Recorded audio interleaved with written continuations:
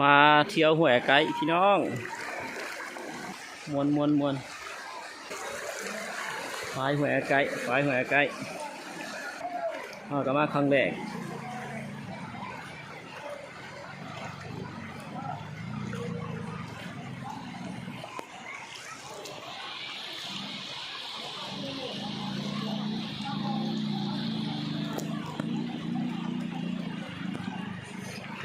รกพี่น้องเลย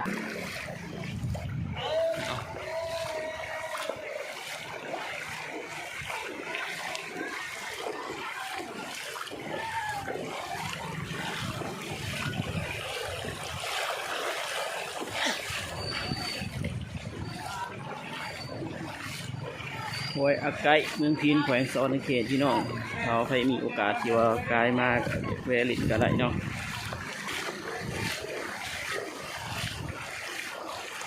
เป็นสถานที่ท่องเที่ยวของเมืองพีนเขาเนาะ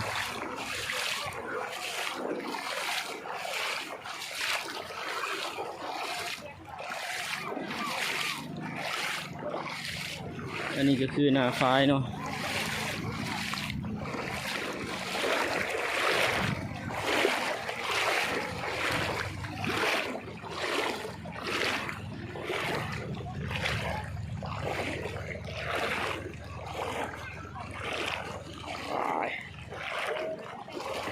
นาฟ้ายเนาะพี่น้องนี่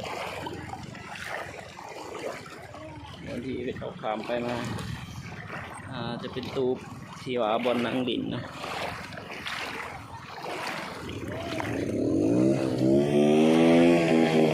นี่ก็คือทีมงานพวกเขาเนาะพี่น้องมาแต่เมืองซนมาเที่ยวเนาะก็เลยพาเขามาลิน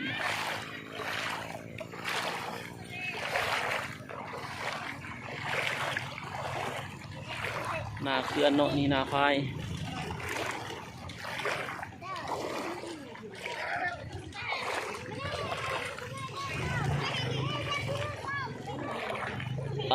คนที่อยู่เมืองพีนอาจจะคุ้นหน้าคุ้นตาเนาะเคยมาลิน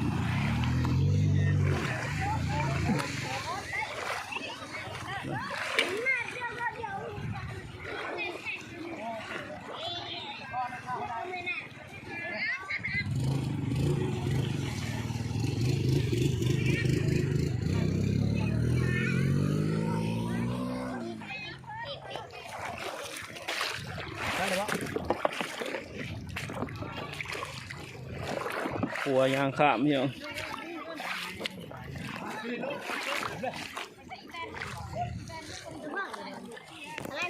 อันนี้คือนาพายเนาะในขันพาย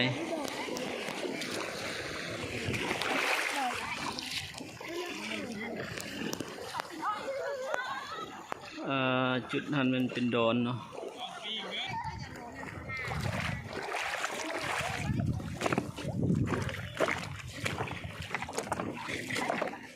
จังได้เฮาบ่จะได้เครื่องเฮานะนี่อยู่นี่กินฮะไปไปเลยดอก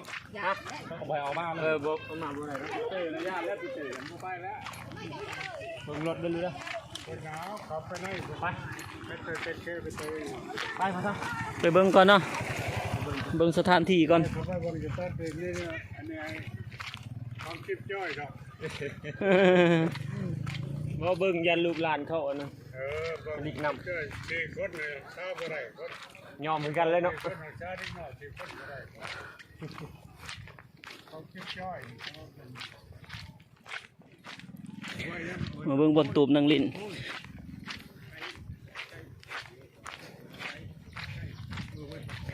ห้วยอาไก่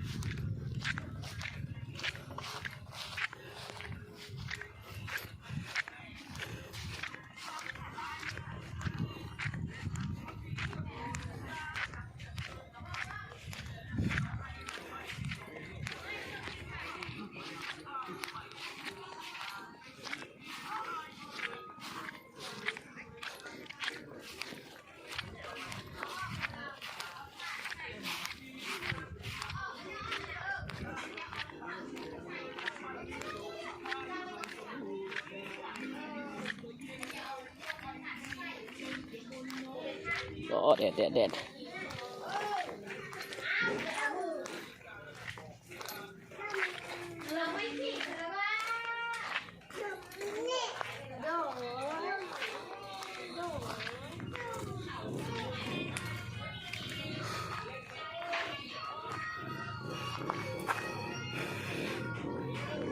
นี่เป็นเกาะ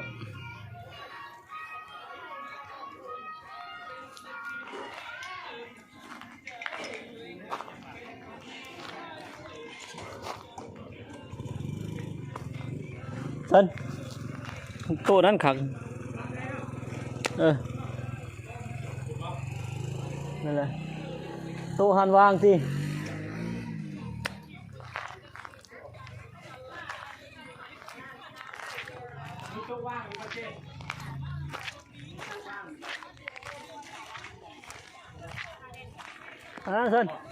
เซินพี่นะนั่งพี่นะ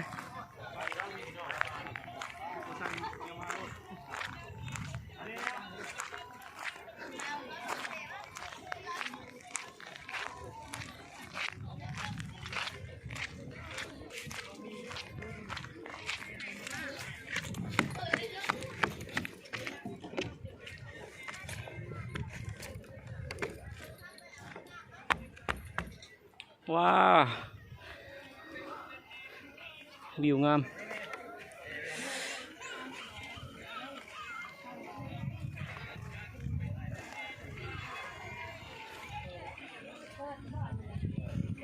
นี่คือคันฟ้าเนาะเมนดอน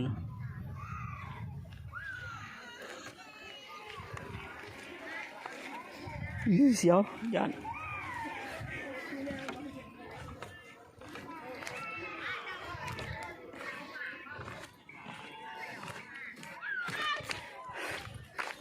โอเค